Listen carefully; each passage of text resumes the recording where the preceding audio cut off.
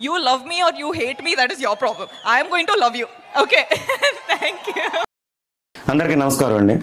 Betting విషయంలో చాలా వరకు చాలా మంది సఫర్ అయ్యారు. ఓకే, చాలా సఫర్ అయ్యారు. ఒక్కొక్కరు ఒక్కొక్క ప్రాబ్లం ఫేస్ చేశారు. రీసెంట్గా మీ అందరూ 2000 ఆర్సీబీ కప్ గెలిచిన తర్వాత అక్కడ 11 మంది చనిపోయారు.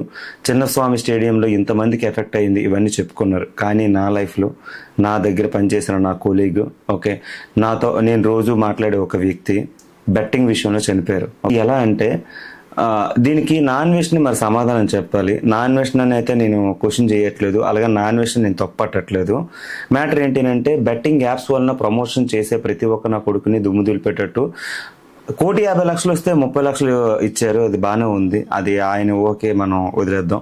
ఎందుకు లాస్ట్ 1 మంత్ క్రితం అంటే 1,50,00,000 పైనే అమౌంట్ ఆయనకు వచ్చిన 30 lakhs వరకు వాళ్ళకి ఇచ్చారు, బాగానే ఉంది. అది ఆయన ఇష్టం కాబట్టి ఇవ్వడం గొప్పతనం. అది ఎంత ఇస్తే మనకు అనవసరం, అది ఇచ్చారు, బాగానే ఉంది. ఇప్పుడు దీనికి ఇతను డబ్బులు ఇవ్వమనుకోని నేను చెప్పను. మ్యాటర్ ఏంటంటే బెట్టింగ్ విషయంలో యాప్స్ వల్లనే కాదు, లైవ్ బుకింగ్ జరుగుతాయి. లైవ్లో ఆర్సీబీ మ్యాచ్ కానీ, లేదు అనుకుంటే ఐపీఎల్ కానీ, వన్డేస్ కానీ, టెస్టులు కానీ, ఇలా క్రికెట్ మ్యాచ్ జరుగుతున్నప్పుడు లైవ్లో చాలా వరకు బెట్టింగ్స్ జరుగుతాయి. చిన్న చిన్న విలేజెస్లో లైవ్ బుకింగ్ జరుగుతుందా, లైవ్లో బెట్టింగ్ జరుగుతుందా అనేది నాకు మొన్ననే తెలిసింది. దీన్ని బట్టి అర్థమైంది ఏంటంటే యాప్స్ ఒకటి వల్ల కాదు, ఒక మనిషి నాశనం అయిపోవాలి అని చెప్పేసి వాడి మైండ్ సెట్లో స్ట్రైక్ అయిన పాయింట్ ఏంటంటే బెట్టింగ్. ఆ బెట్టింగ్ అనే ఒక పదం చాలు, దానికి యాప్ ఒకటే కాదు, చిన్న యాప్, బ్యానర్, ప్రమోటింగ్, ఇది ఏం అవసరం లేదు. ఆ థాట్ ఒకటి చాలు ఆ మనిషి నాశనం అయిపోవాలంటే.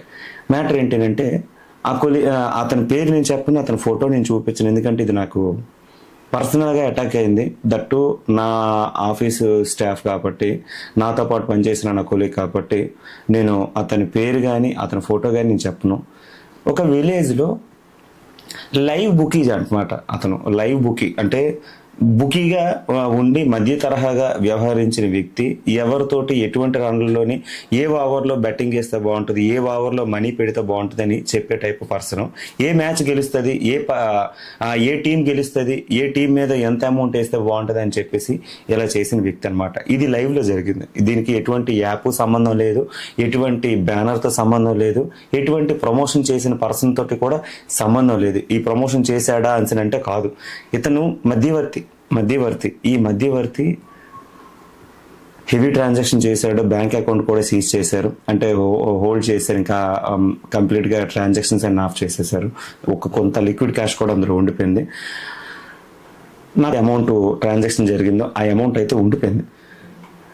కానీ ఇతను అందరితో కలిసి తిరిగిన వ్యక్తి ఎప్పుడైతే ఈ బెట్టింగ్ మాఫియాలో దూరాడో, ఈ బెట్టింగ్ దాంట్లో దూరాడో, లైవ్గా అందరితోటి మాట్లాడి ఫోన్ చాటింగ్లోనో కాలింగ్లోనో చాలా వరకు కష్టపడి డబ్బులు సంపాదించాలని ఒక రాంగ్ వే థాట్ ప్రాసెస్ తోటి అతని కెరియర్ని పాడు చేసుకున్నాడు. మొన్న ఆర్సీబీ మ్యాచ్ గెలిచిన తర్వాత నెక్స్ట్ డే మార్నింగ్ ఆఫీస్కి వస్తానని మనిషి రాలేదు. అందరికీ మెసేజ్లు ఐ మిస్ యూ అని మెసేజ్ పెట్టి, క్రికెట్ గ్రౌండ్లో ఆడుతున్న వ్యక్తులందరికీ మెసేజ్లు పెట్టి, అందరికీ ఫోన్ చేసి చెప్పేసి, అదే క్రికెట్ గ్రౌండ్ అంటే ఊర్లో ఏదైతే క్రికెట్ గ్రౌండ్స్ ఉంటాయో అదే ఊర్లో క్రికెట్ గ్రౌండ్కి పక్కన ఒక చెట్టుకి ఉరేసుకొని చనిపోయాడు అనమాట. మేమందరూ ఫోన్ చేస్తున్నాం, ఏంటి రాలేదని. నెక్స్ట్ డే అదే రోజు మధ్యాహ్నం 12 గంటలు జరిగితే 2:15, 3 గంటలకు మాకు ఇన్ఫర్మేషన్ తెలిసింది. ఈ విషయం నేను చెప్పకూడదు అనుకున్నాను, కానీ ఇది చిన్నస్వామి స్టేడియంలో 11 మంది చనిపోయారు, అది మనకి లైవ్లోకి వచ్చిన మ్యాటర్ అది. కానీ లైవ్లోకి రాకుండా ఇలాగా ఎంతోమంది చావుల్లో ఎంతోమంది ప్రాణాలు పోగొట్టేసుకున్నారు. ఇలా లైవ్ బుకింగ్ జరిగి దీనికి నేను ఏం సమాధానం చెప్పాలో కూడా తెలియదు. పోనీ అతనికి ఏమైనా డబ్బులు కొరత అంటే డబ్బులు కొరత కూడా కాదు, పోనీ అమ్మాయితో ప్రాబ్లం ఏమైనా ఉండి చనిపోయారని అంటే అది కూడా కాదు. ఇలా చాలా వరకు ఫేస్ చేస్తున్నారు. ఇది మనం చెప్పుకోదగ్గ మ్యాటర్ అని అంటే నిజంగా చెప్పుకోవాలి. పేరెంట్స్ కూడా అనలేము, చాలా అమాయకులు వాళ్ళ తల్లిదండ్రులు. చాలా బాగా పెంచారు, ల్యాండ్స్ ఉన్నాయి, ఇల్లు కడుతున్నారు, అన్నీ బాగానే ఉన్నాయి. కానీ ఈ బుక్కీలో జాయిన్ అయ్యి లైఫ్ని పోగొట్టేసుకున్నాడు. మ్యారేజ్ కూడా అవ్వలేదు. నాకైతే బాధ అనిపించింది. మీరు ఎవరు కూడా ఇలాంటి విషయాల్లో ఇన్వాల్వ్ అవ్వకండి. క్రికెట్ అనేది ఎంటర్టైన్మెంట్. ఏంటి, రాత్రి చూసామా, అనుకున్న మ్యాచ్ గెలిచిందా, ఓకే, గెలవలేదా, ఓకే, దానివల్ల మనకి 1 రూపాయి రావాల్సిన అవసరం లేదు. ఓకే, మనం ప్రేమించిన మ్యాచ్ ఏదైతే ఉందో, మనం ఇష్టమైన టీం ఏదైతే ఉందో అది గెలిస్తే దాని మీద ఇంత డబ్బులు పెట్టి ఆ డబ్బులు నాకు రాకపోతే బాధపడే మనుషులు చాలా మంది ఉన్నారు. ఆ ఆ డబ్బులు పోతే ఏడ్చిన మనుషులు కూడా ఉన్నారు. అయినా ఈ బెట్టింగ్ మాఫియా గురించి మీ అందరికి తెలిసిందే. మనకు వచ్చిన ఒక్క రూపాయి ఒకరికి నష్టమే కానీ లాభం కాదు కదా. మనకేమైనా గవర్నమెంట్ గట్టి ఇస్తుందా? కాదు కదా. నా దగ్గర నష్టపోయాను, అది నా డబ్బులు నీ దగ్గరికి వచ్చినాయి, ఇంతే కాన్సెప్ట్. ఒకడు నాశనం అయిపోతే ఇంకొకటి డబ్బులు వస్తాయి. ఈ కాన్సెప్ట్లో ఎవరైతే ఇరుక్కుంటారో అందరూ నాశనం అయిపోతున్నారు. దయచేసి ఇటువంటి విషయాలకి చాలా దూరంగా ఉండండి. ఆన్లైన్ బెట్టింగ్లు కానీ, ఆఫ్లైన్ బెట్టింగ్లు కానీ, లైవ్ బెట్టింగ్స్ కానీ, ఇలాంటివి ఎందులోని మీరు దూరకండి. ఇప్పుడు ప్యాకెట్లో మన ఊర్లోని ఒక మెరి చెట్టు దగ్గర కూర్చొని ప్యాకెట్ ఆడారు అని అంటే పబ్లిక్గా ఆడితే ఎందుకు పోలీసులు పట్టుకుంటారు? ఇప్పుడు పబ్లిక్గా ఆడితే పోలీసులు కొట్టరా? మరి దూరంగా ఎవరికి కనబడకుండా ప్యాకెట్లు ఎందుకు ఆడతారు? అది తప్పది. ఎందుకంటే ఆన్లైన్ రమ్మీ అన్న ఒక రకమైన అది బెట్టింగే, ఇప్పుడు లైవ్లో ప్యాకెట్ ఆడేది కూడా బెట్టింగే.